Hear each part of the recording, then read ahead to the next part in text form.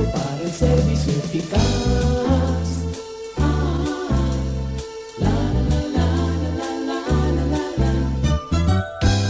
Saludos, apreciable estudiante del Instituto Bíblico del Aire. Reciba usted la más cordial bienvenida a este nuevo programa. Es un gran privilegio para nosotros compartir estas enseñanzas. Aquí todo listo para continuar con la serie sobre el Nuevo Testamento. Con usted, Alberto Ovalle.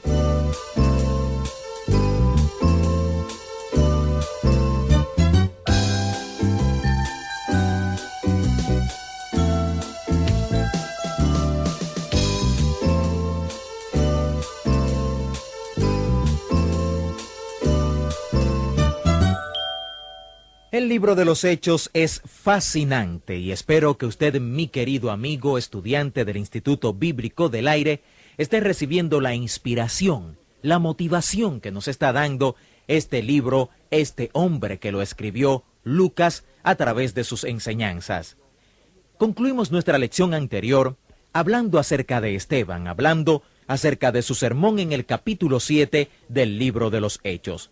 Es interesante que el punto que Esteban está tratando de destacar en todo su sermón es cómo el pueblo judío rechazó en todo momento la gracia y la misericordia de Dios.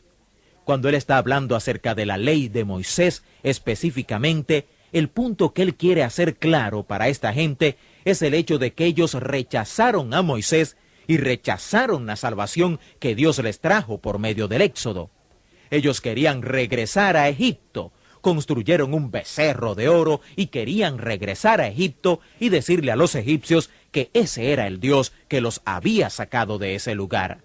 Y él llega a esta conclusión: ¿hasta cuándo resistirán al Espíritu Santo?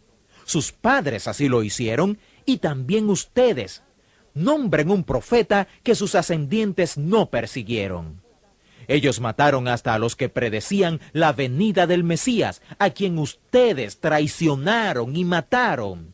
Ustedes deliberadamente destruyeron las leyes de Dios, aun cuando las habían recibido de las manos de los ángeles. La respuesta a eso, que no fue muy sutil, era predecible. Dice: oyendo estas cosas, se enfurecían en sus corazones y crujían los dientes contra él. Pero Esteban, lleno del Espíritu Santo, puestos los ojos en el cielo, vio la gloria de Dios y a Jesús que estaba a la diestra de Dios y dijo: He aquí veo los cielos abiertos y al Hijo del Hombre que está a la diestra de Dios. Ellos entonces, dando grandes voces, se taparon los oídos y arremetieron a una contra él. Y echándole fuera de la ciudad, le apedrearon, y los testigos pusieron sus ropas a los pies de un joven que se llamaba Saulo, y apedreaban a Esteban, mientras él invocaba y decía: Señor Jesús, recibe mi espíritu. Y puesto de rodillas, clamó a gran voz: Señor, no les tomes en cuenta este pecado. Y habiendo dicho esto, durmió. Aquí tenemos un gran sermón, un sermón por el cual un hombre estuvo dispuesto a dar su vida. Tenemos un sermón que es un repaso de la historia hebrea, pero principalmente es una acusación dirigida a los líderes religiosos de Israel. Y la acusación es esta: ustedes siempre han rechazado a Dios y todo lo que Dios ha tratado de hacer por ustedes. La gracia, la salvación, la ley, los líderes de Dios, ustedes siempre han rechazado a Dios. Y ahora también lo están haciendo, duros de cerviz. Y con esto les quiso decir que no doblaban su cuello, no bajaban su cabeza para someterse a Dios. Al morir por este sermón, Esteban nos mostró que estaba lleno del Espíritu Santo. Tuvo una tremenda visión de Dios y de Cristo, y no sienta compasión por Esteban. Jesús dijo: esta es la vida, que te conozcan como el único y verdadero Dios, y a Jesucristo, a quien has enviado. Aquí conocemos, y es un lugar muy extraño para conocerle, al misionero más grande que alguna vez haya vivido.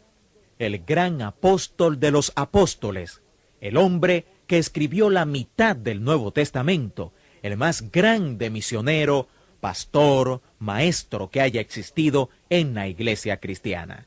Y cuando le conocemos, él está sosteniendo las ropas de los que apedrearon a Esteban. Según la ley judía, los testigos de un crimen eran los ejecutores del que había cometido el crimen. Si usted, por ejemplo, cree en la pena capital, piensa en esto por un momento.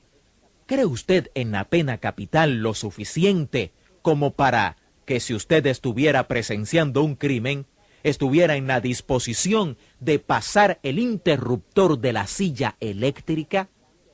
¿Cree usted en la pena capital hasta allá? Eso es lo que la ley judía decía.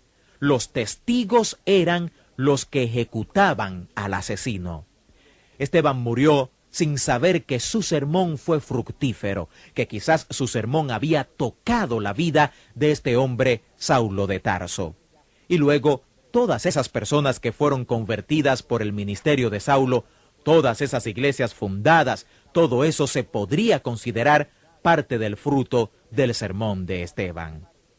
Este hombre que conocemos al final de Hechos el capítulo 7, se nos dice en el capítulo 8 que estaba en total acuerdo con la muerte de Esteban, y una ola de gran persecución de los creyentes comenzó ese día en Jerusalén, y todos, excepto los apóstoles, huyeron a Judea y a Samaria.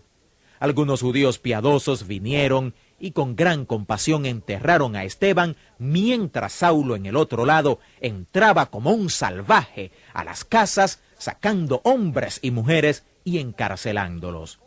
Pero los creyentes que huyeron seguían predicando el Evangelio de Jesús, y esto es maravilloso.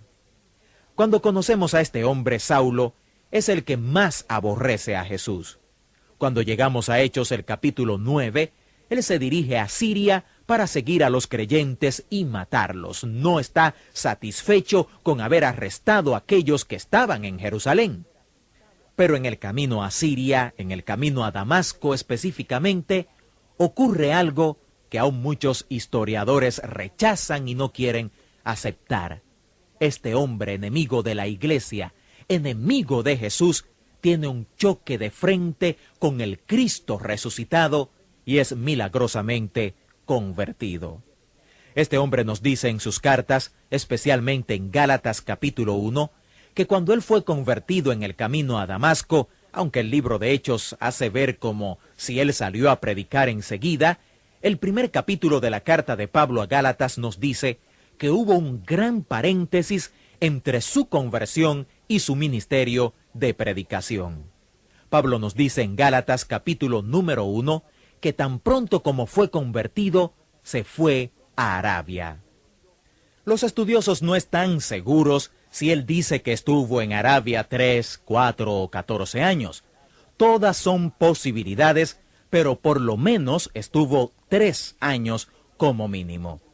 Pablo dice que pasó 3 años en Arabia y que este Cristo resucitado estuvo con él en los desiertos de Arabia y le enseñó todas las cosas que él escribió en estas cartas del Nuevo Testamento. Después de 14 años, dice que fue a Jerusalén y por primera vez en su vida conoció a los otros apóstoles. A veces uno se pregunta, ¿y cómo hizo él para convencer a los demás apóstoles de que él era un apóstol igual que ellos? Porque, imagínese, no le habían visto junto a Jesús en los años de ministerio que Jesús tuvo en la tierra. Tampoco estuvo en el día de Pentecostés ni en el inicio de la iglesia. De hecho, Pablo debía presentarse delante de ellos como un apóstol de Jesucristo y, entre paréntesis, un apóstol que fue mayor que todos los demás. ¿Cómo lo hizo? No sabemos, pero lo hizo. Él los convenció. Seguramente compartió con ellos todas las cosas que hizo cuando pasó esos 3 o 4 o 14 años con Jesús. Y es interesante que Dios envió al rabí, al hebreo de hebreos, al fariseo, a los bárbaros, a los gentiles. Sin embargo, envió a los apóstoles, a la gente del vulgo, a la gente iletrada, a aquella gente que tenía la educación religiosa y teológica de su tiempo. Y es aquí donde conocemos al personaje más incidente en la historia del Nuevo Testamento y la Iglesia de aquí en adelante. Vamos a ver cómo el enfoque del Nuevo Testamento, del libro de los Hechos, cambia para enfatizar la obra del apóstol Pablo, o más bien, la obra del Señor Jesucristo a través del apóstol San Pablo. Note esto cuando comience a leer el libro de los Hechos, comenzando desde la conversión de este gran apóstol del Señor Jesucristo. Hasta aquí la enseñanza de hoy en el Instituto Bíblico del Aire. Esperamos que lo aprendido sobre el Nuevo Testamento en esta lección les sea de mucha ayuda. En nuestro próximo programa continuaremos con esta serie de estudios. Entre tanto, confiamos que nos escribirá para dejarnos saber en qué forma este programa es de bendición a su vida. Tenemos disponibles materiales que acompañan esta serie de estudios. Esta es nuestra dirección: Instituto Bíblico del Aire, apartado 2805, Miami, Florida, 33265, Estados Unidos. Y el correo electrónico iba@transmundial.org. Dios le bendiga y hasta nuestra próxima clase. Instituto Bíblico del Aire, capacitando para el servicio eficaz.